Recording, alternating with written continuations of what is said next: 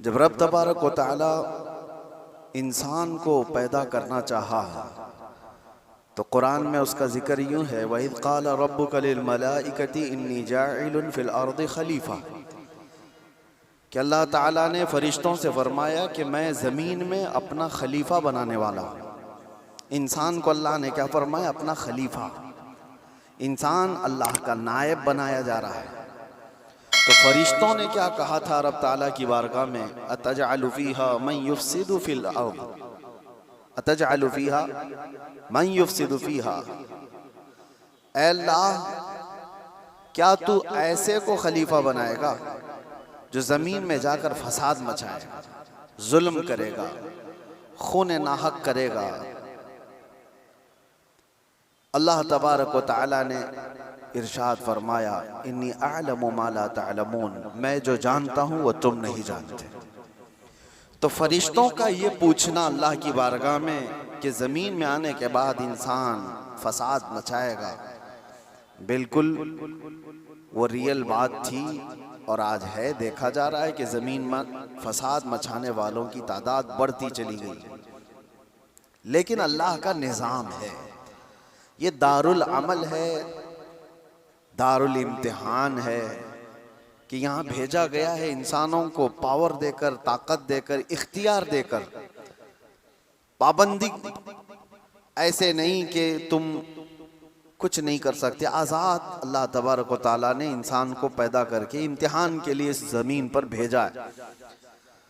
लेकिन साथ में रब तबारक व तआला ने इंसानों को हिदायत देने के लिए और बुराइयों से बचाने के लिए अंबिया इकराम भी भेजता रहा कि तुम्हें सीधा रास्ता बताएंगे, फसाद मत करना।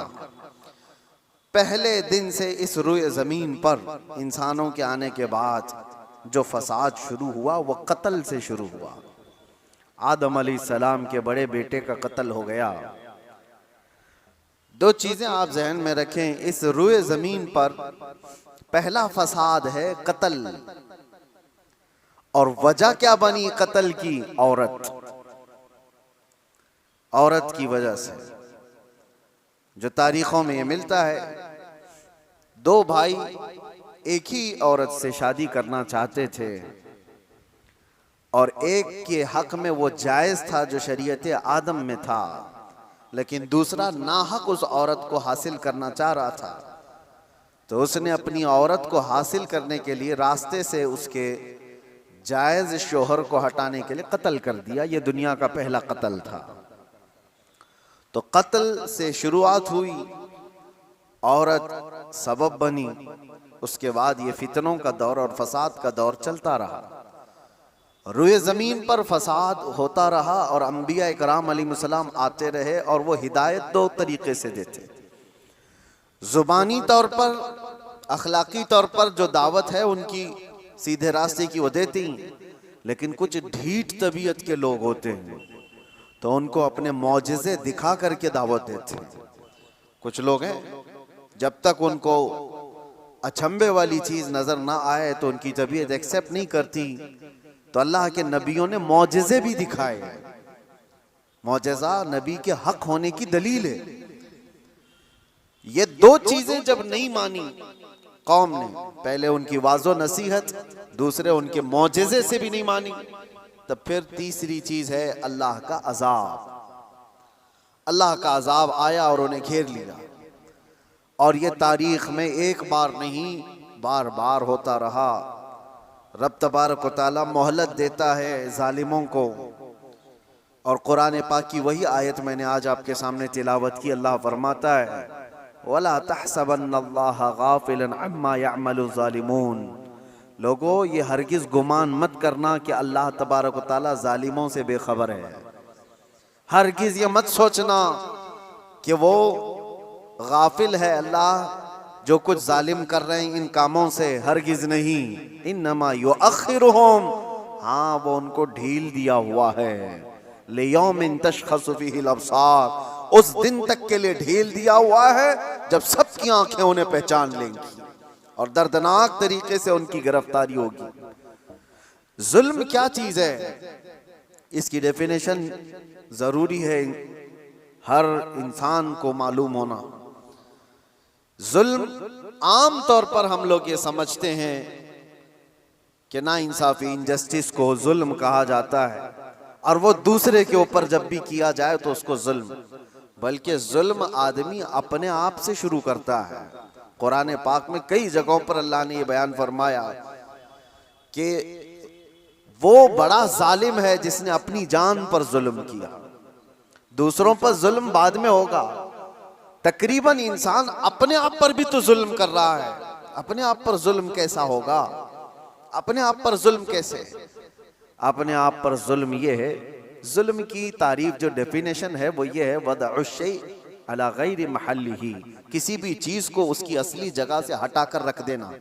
टोपी को अगर कोई पाँव में पहने तो उसकी जगह तो नहीं है, चप्पल को कोई सरों पर रख रहा है तो उसकी जगह तो नहीं है। ये जुल्म है। जिस चीज का जो मकाम है उसको वहां पर रखना ये इंसाफ, और उस चीज से उसे हटा देना ये जुल्म। इसको क्या कहते हैं? जुल्म। किसी भी चीज की असली हैसियत से उसको हटा देना। अब इंसान अपने आप पर जुल्म कैसे कर रहा है? अल्लाह ने तुम्हें अशरफुल मखलूकात बनाया, और अगर तुम अपने आप को जानवर की जगह रख रहे हो तो जुल्म अपने आप पे कर रहे हो। सबसे पहले तुम अपने आप पर जुल्म कर रहे हो। तुम जानवर नहीं, तुम गलाजत नहीं खाते, तुम माँ बहनों के साथ ज़िना नहीं करते, अशरफुल मखलूकात बनाए गए हो।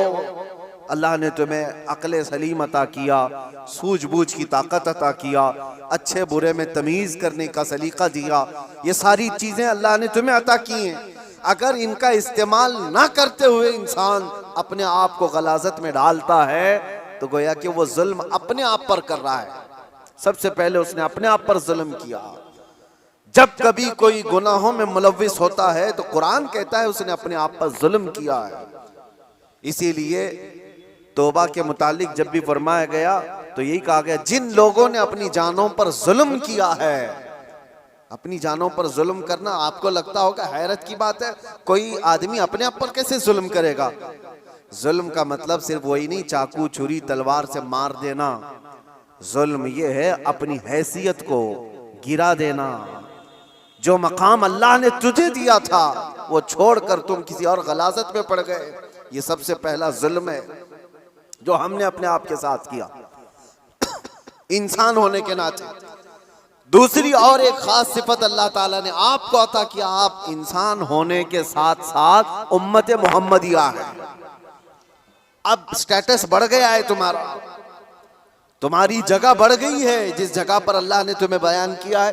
कुरान में अल्लाह फरमाता है इंसान तो दुनिया में बहुत बनाए गए, करोड़ों की तादाद, लेकिन कुंतुम खैर उम्मतिन उखरिजत लिन्नास, सारे इंसानों में अल्लाह ने तुमको खैर उम्मत बनाया, सबसे बेहतरीन उम्मत बनाया। तो जो टाइटल अल्लाह ताला ने हमें दिया खैर उम्मत का, उस पर अगर तुम कायम हो तो इंसाफ कर रहे हो अपने आप के साथ, और उस टाइटल से हट करके काम कर रहे हो तो जुल्म किया अपने आप के साथ। हमने अपने आप के साथ जुल्म किया। जुल्म की शुरुआत यहाँ से होती है, फिर उसके घर में होती है। घर से जुल्म होता है, बीवी पर, बच्चों पर, उनके हुकूक को मार देना ये जुल्म है। उनके हुकूक की तलफी, बहनों, भाइयों, माँ बाप, औलाद, और उसके बाद फिर ये जुल्म बढ़ता हुआ पड़ोसियों तक जाता है, पड़ोसियों के साथ जुल्म, फिर उसके बाद मुआशरे में आता है जिसमें वो जी रहा है, मोहल्ले में, और फिर जैसे जैसे उसके मकामात बढ़ते चले गए उसके साथ साथ जुल्म की शाखें भी बढ़ती चली जाती हैं। जुल्म की हजार किस्में हैं, हजार किस्में हैं। मेरे अजीजों एक बात याद रखो, कुरान में अल्लाह ताला ने फरमाया इन्नहु ला युहिब्बुज़ ज़ालिमीन, अल्लाह ताला जालिमों को हरगिज पसंद नहीं करता। जो हद से ज्यादा बढ़ने वाले हैं वो अल्लाह को पसंद नहीं है। लेकिन लोगों ने जुल्म का कॉन्सेप्ट ये बना करके रखा है सिर्फ मार धाड़ कत्ल करने वाला ही जालिम है। जालिम तो घर से भी शुरू हुआ है। घरों में हुकूक तलफी जिसने किया वो जालिम है। जिसने बीवी का हक मार लिया वो जालिम, जिसने माँ बाप का हक अदा नहीं किया वो जालिम, जिसने औलाद का हक अदा नहीं किया वो जालिम, जो अपने भाई बहनों का हक मार कर बैठा वो भी जालिम। ये जुल्म की कई शाखें। और उसके बाद मेरे अजीजों, लोग जब अमली जिंदगी में आगे बढ़ते हैं तो जुल्म कहाँ कहाँ है मैं आपको बताऊं। जुल्म इंसान करता कब है? कमजोर आदमी जालिम तो नहीं होता, ये तो सबको पता है, सारे लोग देखते हैं। अगर मिसाल के तौर पर मैं आपको बताऊं, किसी जुर्म में अंधा, लूला, लंगड़ा, ऐसा आदमी, लूला भी है, लंगड़ा भी है, कुछ नहीं, पैर भी नहीं, हाथ भी नहीं, आंख भी नहीं, ऐसे शख्स को कोई पकड़ करके लाए और कहे कि इसने फलां के साथ बहुत जुल्म किया है, मार धाड़ किया है, तो दुनिया हंसेगी कि वो माजूर है, वो क्या कर सकता है। ये तो बात सही है, कमजोर आदमी जुल्म नहीं कर पाता क्योंकि उसके पास वो नहीं है। इसका अपोजिट ये निकलता है कि ताकत जैसी ही आती है इंसान वैसी जुल्म शुरू करता है। ताकत, और ताकत कई किस्म की है, जिस्म की भी ताकत है, माल की भी ताकत है, पावर की भी ताकत है, मनसब की भी ताकत है, और ये तीनों ताकतें जब किसी के ऊपर चढ़ जाती हैं तो फिरौन बनता है। ये तीनों ताकतें, जानते हो आप, फिरौन तन्हा 1000 लोगों से लड़ सकता था, और ताकत उसकी जिस्मानी ऐसी थी कि 90 साल तक उसको बुखार भी नहीं आया, कभी सर्दी बुखार भी नहीं, कभी बीमार नहीं हुआ। ये जिस्मानी ताकत थी। माल की ताकत तो ऐसी कि आधी दुनिया के खजाने उसके थे, और पावर की ताकत ऐसी कि बादशाह आजम बना बैठा था, लोग तो उसके सामने झुकते थे। जब तीन चीजें ऐसी साथ मिल जाती हैं तो फिरौन बनने की कोशिश करता है हर आदमी। आज के दौर में भी मेरे अजीजों, ये तीन चीजें बड़ी आजमाइश के साथ आती हैं कि जुल्म से अपने आप को बचाओ। माजूर आदमी क्या जुल्म करेगा, उसके लिए वो इम्तिहान नहीं है। जो बिस्तर पर पड़ा हुआ है, जिसकी ना जिस्मानी ताकत है, ना माली पैसी ताकत है, और ना पावर उसके पास है, ऐसा आदमी क्या जुल्म करेगा।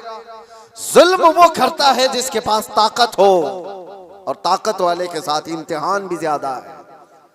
अजीजा ने गिरामी वक़ार, आज हम देख रहे हैं ताकत तीन किस्म की मैंने बताया। सबसे पहले मैं शुरुआत करता हूं जिस्मानी ताकत। जिस्मानी ताकत जब किसी के पास हो तो सबसे पहले वो मुक्का आजमाई की कोशिश करता है, हर एक पर देखता है मेरा मुक्का कितना तेज लगता है। वो ट्रायल शुरू कर चुका है। बॉडी बनाने के साथ ही उसको चाहिए ये कि किसी पर एक थप्पड़ लगा करके देख लूं कितना तेज लगता है। उसकी जिस्मानी ताकत का वह इस्तेमाल शुरू कर चुका है।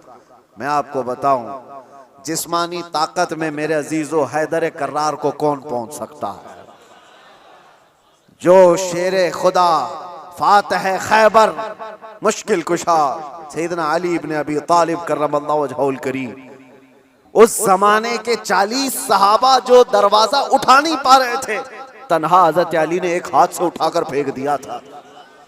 जिनकी ताकत का यह अंदाजा करो, हैदर कर्रार की जिस्मानी ताकत को सारी ये सब नहीं पहुंच सकते काजू बादाम वाले। लेकिन एक जंग के मौके पर मौला अली शेर खुदा रदी अल्लाह तआला अन्हु लड़ रहे हैं, और सामने जो मुकाबिल में पहलवान था अचानक उसको ऐसा पछाड़ दिया कि उसके सीने पर चढ़कर खड़े हो गए। अब हैदर कर्रार के शिकंजे में जो आ जाए, अरे वो शेर नर है जिनकी मां ने ही नाम हैदर रखा हो।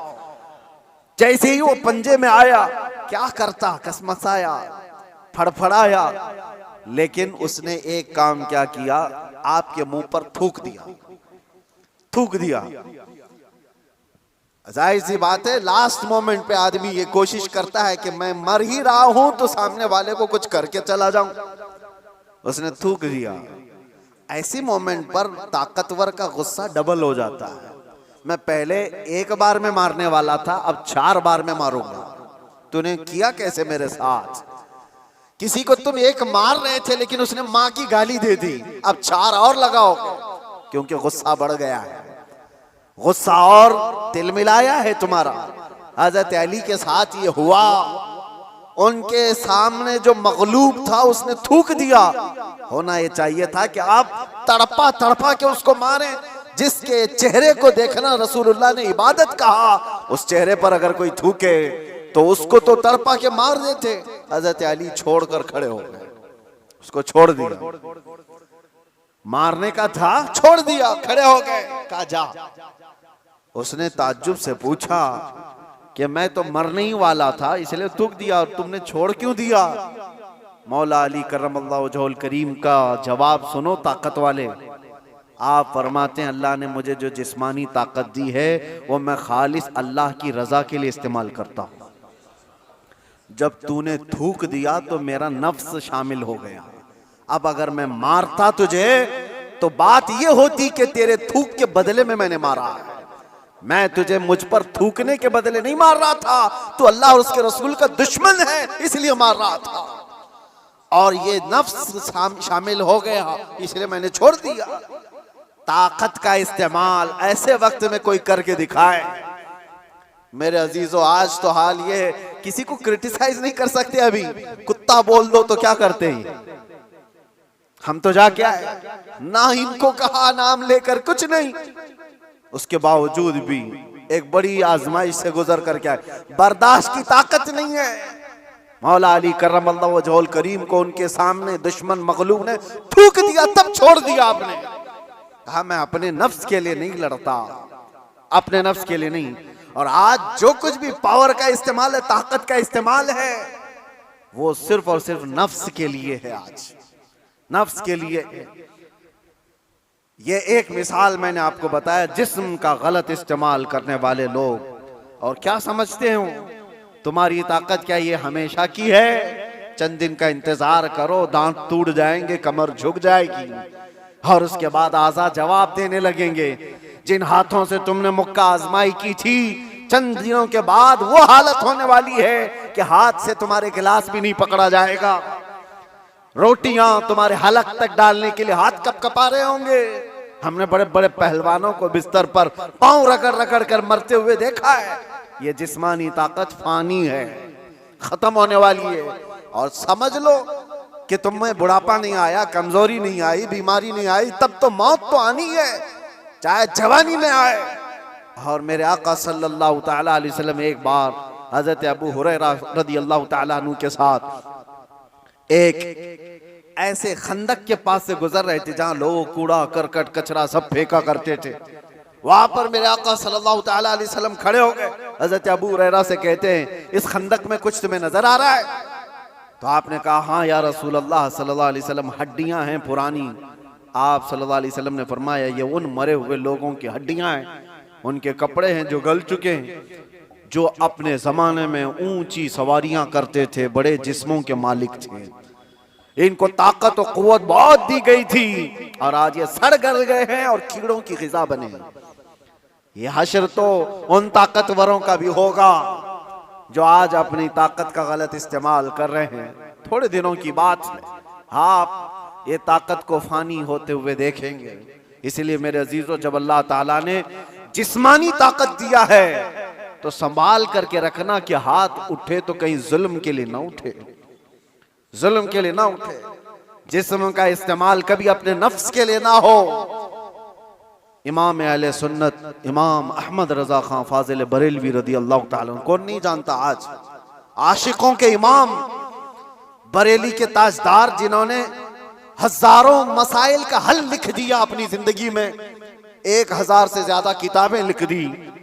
और वो शहंशाह वक्त, अपने जमाने के कुतुब, मस्जिद में एतिकाफ में बैठते थे रमजान में, लेकिन एतिकाफ की हालत में भी मुसलसल इल्मी काम किया करते थे। एक बात थी, आला हजरत जैसे फकीह, उनके जैसा बड़ा आलिम जिसके सामने दूसरे कई उलमा अपने घुटने टेक देते हो, एतिकाफ की हालत में तवज्जो, जैसी ही इफ्तारी हो जाती तो आपके खादिमों में से, घर से जो खाना लाया जाया करता था, एक बच्चा था 12 साल का, वो तो शदान लेकर के आता था, इफ्तारी और सहरी पहुंचाता था मस्जिद में। लेकिन आला हजरत को एक आदत थी पान खाने की, और पान खाने वाले लोग इफ्तारी के फौरन बाद पान चाहिए। आला हजरत इफ्तारी कर चुके, पान जो रोजाना आता था वो बच्चा पान लाया नहीं, और टाइम गुजरता गया, आपको पान की तलब हुई कि अभी तक आया नहीं, अभी तक आया नहीं।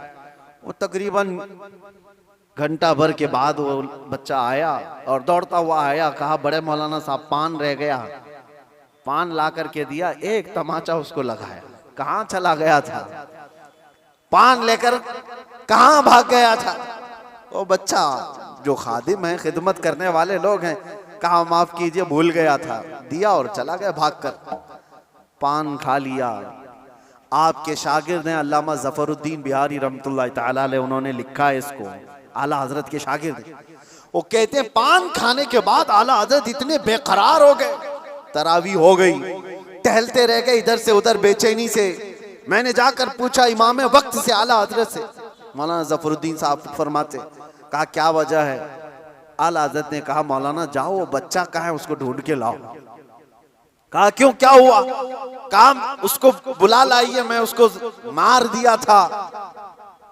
तो मौलाना ज़फ़रुद्दीन रहमतुल्लाह अलैह फरमाते, मैं ढूंढने के लिए निकला, वो कहाँ मिलता, रात हो गई थी, कहीं दुबुक के सो गया हो।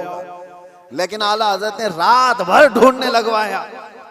जो भी शागिर्द आए उससे कहो बच्चे को ढूंढ लाओ जो खाना लाता है हमारा, वो कहीं मिला ही नहीं। रात भर आप सोए ही नहीं, मस्जिद में टहलते रहे बेकरारी के साथ। सहरी का वक्त हुआ तो तोशादार लेकर बच्चा आ गया, उसकी ड्यूटी थी।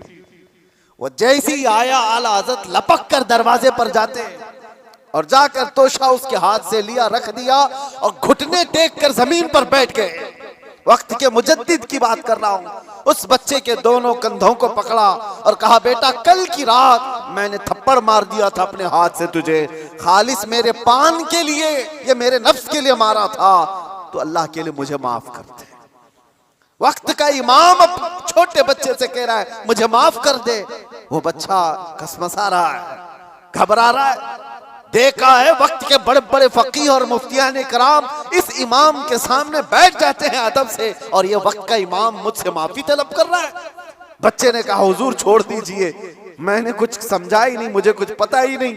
आला हज़रत ने कहा नहीं ऐसा नहीं होगा, तू कह दे माफ किया। मौलाना ज़फ़रुद्दीन फरमाते हैं मैं देखता खड़ा था। आला हज़रत कह रहे हैं कल क़यामत के दिन अगर रसूलुल्लाह सल्लल्लाहु अलैहि वसल्लम ने मुझसे पूछा ऐ अहमद रज़ा क्या तेरे अंदर अल्लाह ने ताकत इसलिए दी थी कि तू अपने पान के लिए छोटे बच्चे पर हाथ मारे, मैं क्या जवाब दूंगा उस दिन क़यामत के दिन। आला हज़रत उसको पकड़ करके थाम रहे, तो उस बच्चे ने कहा कि ठीक है मैं माफ कर दिया।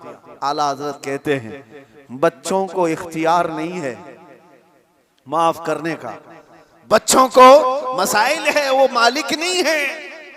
हाँ आपने कहा, अपने सर से टोपी उतारी और कहा जैसे कल मैंने तुझे मारा था वैसे तू भी मुझे मार, बराबर हो जाए मामला। उसका हाथ कांपने लग गया। वक्त का मुजद्दिद कह रहा है आला हज़रत अपनी टोपी उतार कर रख दिए। बच्चा जब नहीं मारने लगा आपने खुद उसका हाथ पकड़ा और हाथ पकड़ करके अपने सर पर मारने लग गए।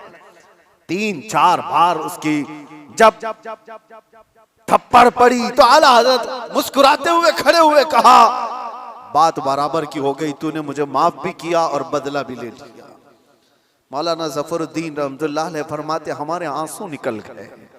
वक्त का मुजद्दिद है, ताकत का गलत इस्तेमाल नहीं। मेरे अजीजों अगर अल्लाह ने जिस्म में ताकत दिया है तो इसलिए नहीं कि तुम अपने से नीचे वालों पर इसका इस्तेमाल करते रहो। इसीलिए अल्लाह के नबी सल्लल्लाहु अलैहि वसल्लम ने क्या फरमाया, मन लम यरहम सगीरना वलम युअक्किर कबीरना फलैसा मिन्ना, जो अपने छोटों पर रहम नहीं करता और बड़ों की शफकत नहीं करता और बड़ों की इज्जत नहीं करता वो मेरी उम्मत में से नहीं। अल्लाह ताला ने अगर ताकत दिया है, नौजवानों से मैं कहता हूं गलत इस्तेमाल नहीं करना, इसका गलत इस्तेमाल कभी ना हो। औरतों को मारने की बात आई, कितने तो घर ऐसे बने हुए हैं, कमजोर है वो, तुमसे कमजोर मखलूक है। लोगों ने उसको बराबर का बनाने की कोशिश की है, लेकिन औरत तुमसे कमजोर बनाई गई है। उसको मारने का हुक्म कहीं पर भी नहीं दिया गया, कहीं पर भी नहीं, किसी भी तरह से। लोग आज अपनी ताकत का भरपूर इस्तेमाल इनके साथ करते हैं, औरतों के साथ। बहुत सख्त जवाब देना होगा मेरे अजीज। औरत तो औरत है, मखलूक भी है अल्लाह ताला की, लेकिन साथ में उम्मत मोहम्मदिया है। इसका जवाब तो बहुत है। हदीस में तो ये मिलता है जानवरों को जिसने मारा बिला वजह के, कयामत के दिन वो जानवर उठाए जाएंगे और वो आएंगे, मुकद्दमा करेंगे अल्लाह की बारगाह में कि अल्लाह इसने मुझे फलां वक्त बगैर किसी वजह के मारा था। रब ताला उस जानवर को सींग अता करेगा और कहेगा कि तू उतना मार ले इसको यहाँ, और वहां सख्ती के साथ वो जानवर इस जालिम को मार रहे होंगे। अहले महशर उसको देख रहे हैं। जानवरों के साथ जुल्म को इस्लाम ने जायज नहीं किया। घरों में अपने औरतों के साथ कौन जुल्म की इजाजत देगा? ये हुई डोमेस्टिक वायलेंस जिसको कहा गया है। मैंने अंदर कैद में देखा कितने ऐसे कैदी औरतों को जला करके अंदर आए हुए हैं, छोटी छोटी बातों पर, जहेज के नाम पर, दो खानदानों के झगड़ों पर औरतों को जला दिया, मार दिया, खत्म कर दिया। ऐसे कितने वाक़यात। इंसान को जब ताकत ज्यादा आ जाए तो वो जुल्म के रास्ते पर आ जाता है। यहां अपने आप को कंट्रोल करना मेरे अजीजों, ये वक्त का बहुत बड़ा चैलेंज है तुम्हारे साथ। ये हुई जिस्मानी ताकत, और जब माल आ जाए, अल्लाह अकबर, ये बड़ी आजमाइश है, ये बड़ी आजमाइश है। चर्बी ज्यादा उस वक्त आती है जब माल ज्यादा आता है। जिस्मानी ताकत तो चले, आदमी अपने आप को कंट्रोल कर लेगा, रोक लेगा, लेकिन माल की चर्बी ये बड़ी खतरनाक है। ये तो गरीबों का मजाक उड़ाती है सबसे पहले, दीन को हल्का समझती है सबसे पहले। ये मौलाना लोग ये हमारी कैटेगरी के नहीं है, या उलमा ये तो कमतर लोग हैं, यतीम लोग हैं, लावारिस लोग हैं। मालदार सबसे पहले दीन का मजाक उड़ाने लग जाता है। इसीलिए माल आए तो हमेशा दुआ ये करना कि अल्लाह माल के साथ उस्मान गनी की सखावत अता कर दे।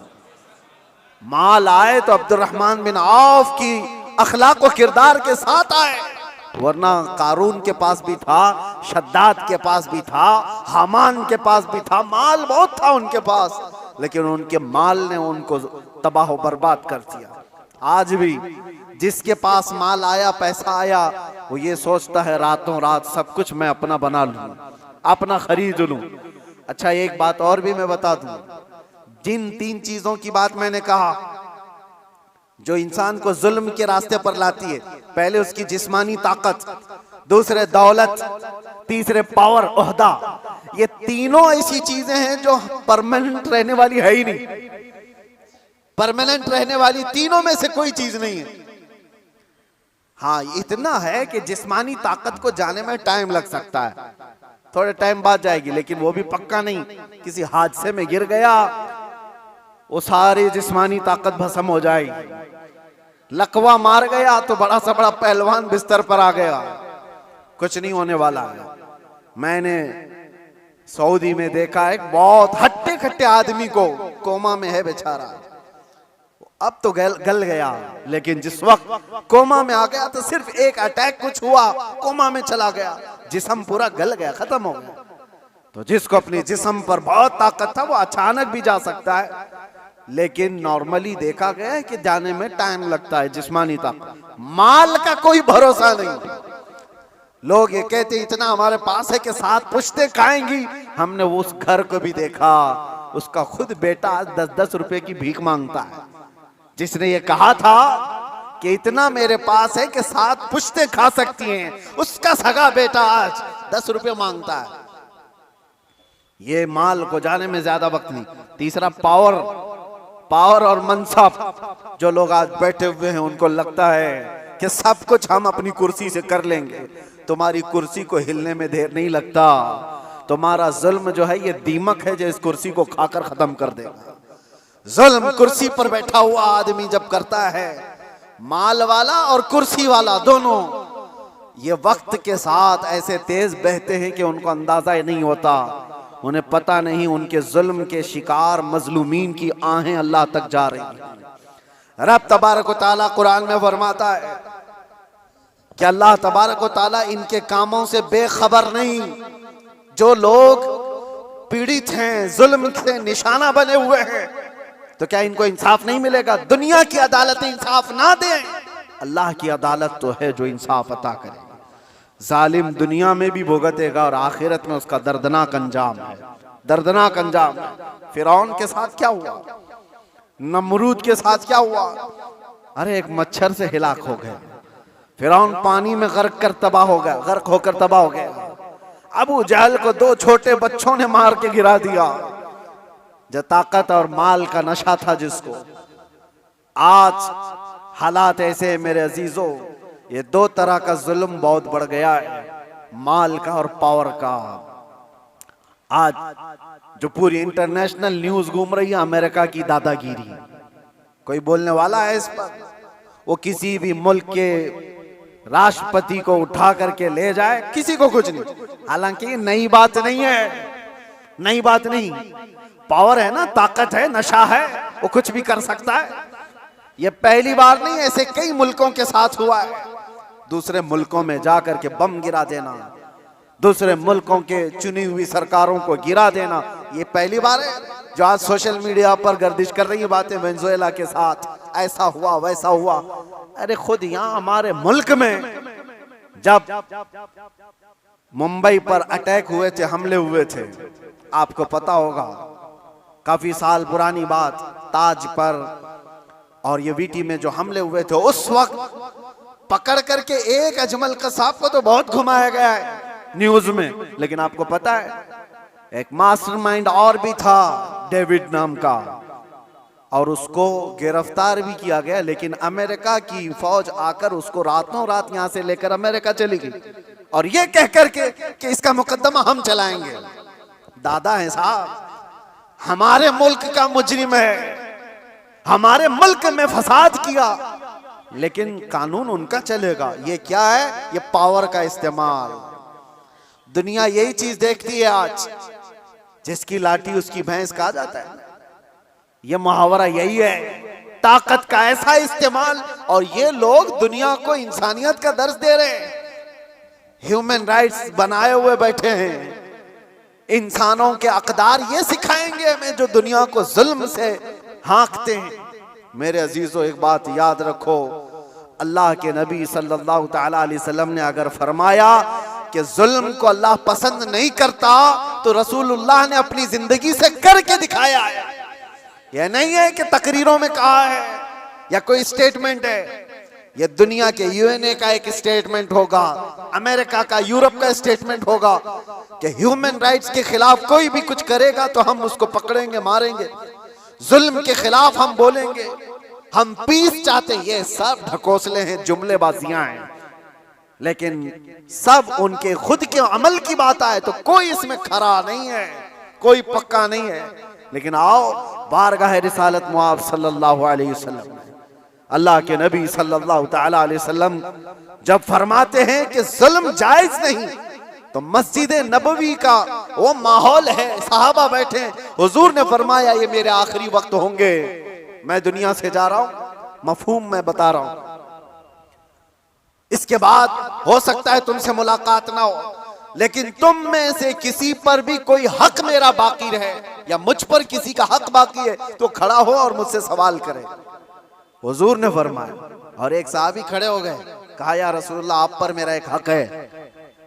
कहा क्या है? फला जंग में जब जा रहे थे, आप सफ़ें सीधी कर रहे थे, मैं थोड़ा बाहर आ गया था, आपने छड़ी से मुझे मार दिया था, मैं बदला लेना चाहता हूं, आप पर मेरा हक है। तो रसूल करीम सल्लल्लाहु तआला अलैहि वसल्लम ये नहीं फरमाया इस्लाम का बादशाह जो इस्लामी सल्तनत को एस्टेब्लिश कर रहा हो कि तुम बादशाह जो पूरे कायनात में फैलने वाला दीन है उसके मुक्तदा और उसके आका से बदला लेने की बात कर रहे हो। नहीं फरमाया, हुजूर ने फरमाया उठो आओ। हजरत उमर तलवार निकाल लिए थे, कहा कौन है जो रसूलुल्लाह से बदला लेगा? हुजूर ने फरमाया उमर तलवार नीची करो, या अदालत की महफिल है, यह इस्लाम है, या अल्लाह तबारक व तआला की मंशा के मुताबिक चलेगा, ना कि पावर के मुताबिक। पावर तुम्हारे पास है, इख्तियार तुम्हारे पास है। हुजूर ने फरमाया आ जाओ। वो सहाबी आए, लेकिन उन्होंने ये भी तकाजा किया कि या रसूल अल्लाह, जिस वक्त आपने मारा था मेरे जिस्म पर जुब्बा नहीं था, मैं नंगी पीठ था, आपने मार दिया था, मैं चाहता हूं आप भी अपना जुब्बा उतार दीजिए। हुजूर पाक सल्लल्लाहु अलैहि वसल्लम ने उस वक्त अपना जुब्बा उतार दिया बगैर कुछ कहे। उस सहाबी ने बढ़कर मेरे आका की मोहरे नबूवत का बोसा ले लिया। दोनों कंधों के बीच हुजूर के एक ऐसी मोहरे नबूवत थी जो सूरज से ज्यादा चमकती थी। ये निशानी थी मेरे आका के खातमुन नबीन की, खत्म नबूवत की मोहर। उस सहाबी ने बोसा ले लिया और कहा बदला हो गया मेरा ये। लेकिन अल्लाह के नबी सल्लल्लाहु अलैहि वसल्लम ने अपने आप को पेश तो किया है, कोई किसी के सामने ये गट्स तो बताए कोई। अरे आज का कोई भी नेता खड़ा होकर के कह दे किसी पर कोई हक बाकी है तो पूरे घर निकल आएंगे। हाँ, सबका तो खा के बैठा हुआ है छोटी छोटी चीजों के लिए। अब तो देखें लोग फिर भी संभलते नहीं है। मुझे हैरत इस बात की होती है, ये जो अभी इलेक्शन आ रहे हैं सारे नेता तो बाहर निकले होंगे, सब तुम्हारे पास अपनी अपनी कहानियां लेकर, लेकिन इनके पिछले जुल्म तो याद नहीं है, लोगों को भूल जाते हैं। अरे पानी के लिए लोगों से रिश्वत, घर के लिए रिश्वत, हर चीज के लिए।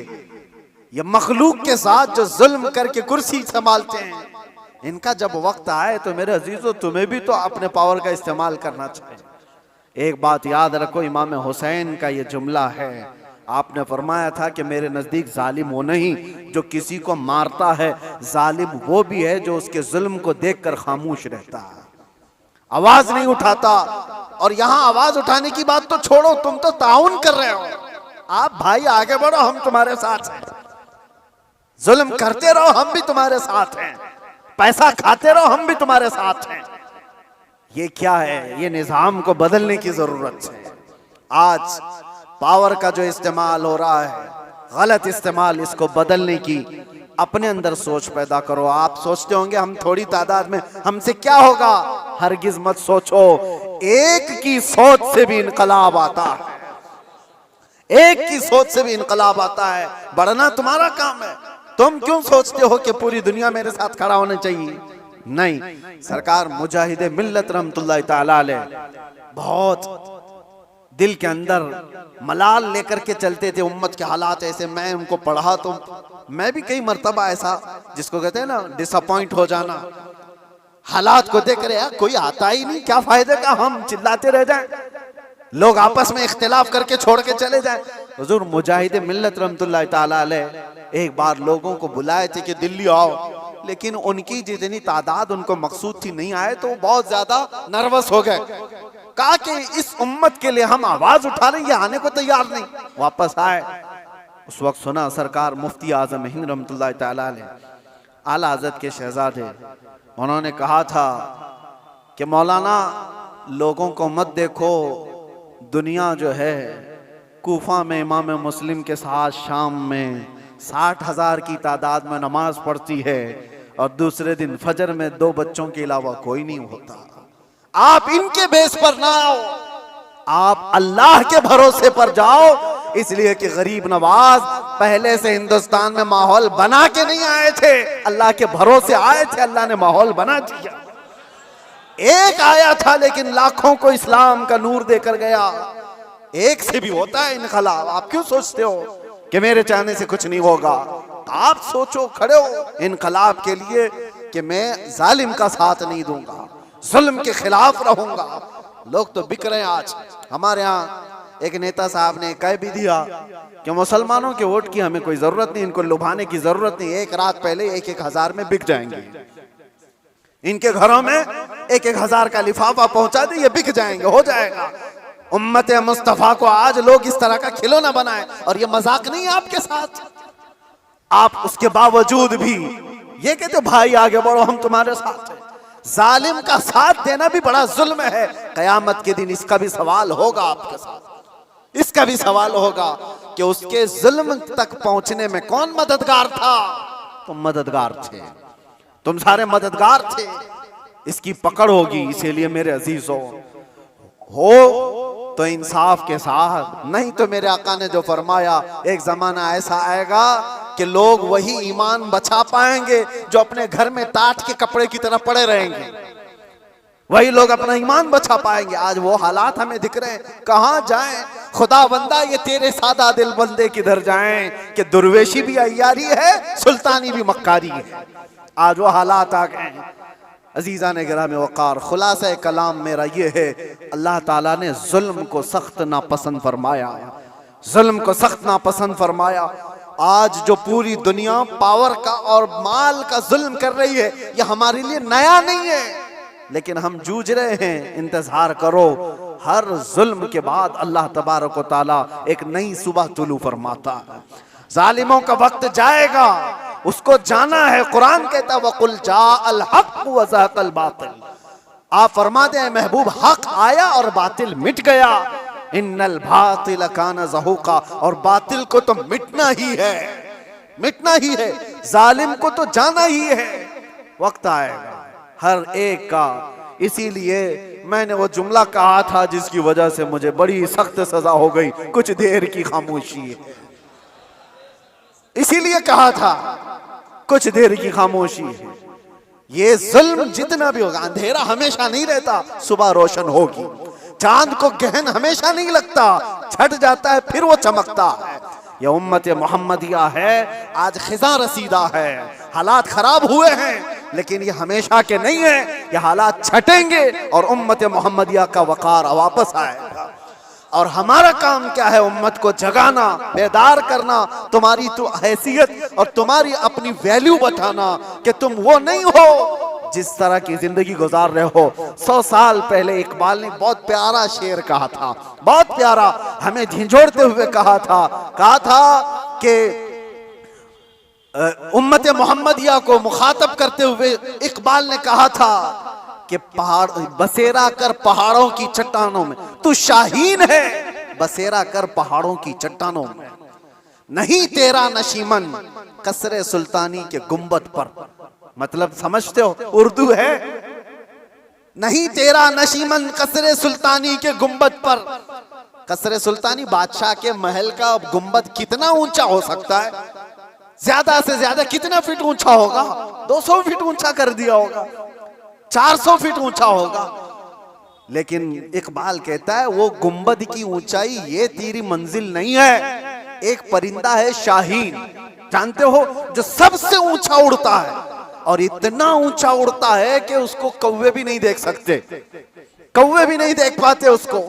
शाहीन इतना ऊंचा उड़ता है। और इकबाल इसको उम्मत मोहम्मदिया को कहता है, नहीं तेरा नशीमन कसरे सुल्तानी के गुंबद पर, तेरी ऊंचाई इतनी नहीं है, यहाँ बैठने की नहीं है, तू शाहीन है बसेरा कर पहाड़ों की चट्टानों, तुम बुलंदी के लिए बनाए गए हो। ये क्या है? ये जो छोटी मोटी चीजें इसके लिए नहीं। अब आखिरी मेरा पैगाम ये है कि जुल्म ये भी है कि रिश्वत लेना, रिश्वत देना। अल्लाह के नबी सल्लल्लाहु अलैहि वसल्लम ने फरमाया, अर्राशी वल मुर्तशी किलाहुमा फिन्नार। रिश्वत लेने वाला, रिश्वत देने वाला दोनों जहन्नम में जाएंगे। मेरे आका ने फरमाया, हाँ, वोट के लिए जो पैसा बांट रहा है और जो ले रहा है, अगर ये रिश्वत की मंजिल में आया, दोनों जहन्नमी हैं। ये मेरे आका की हदीस है, इसीलिए कान खोल करके सुनो। उम्मत को हक बताना ये मेरा फरीजा है। बाद में जहन्नम का काम करना ना करना ये तुम्हारे हाथ में है। अल्लाह तबारक व तआला सबको हिदायत अता फरमाए।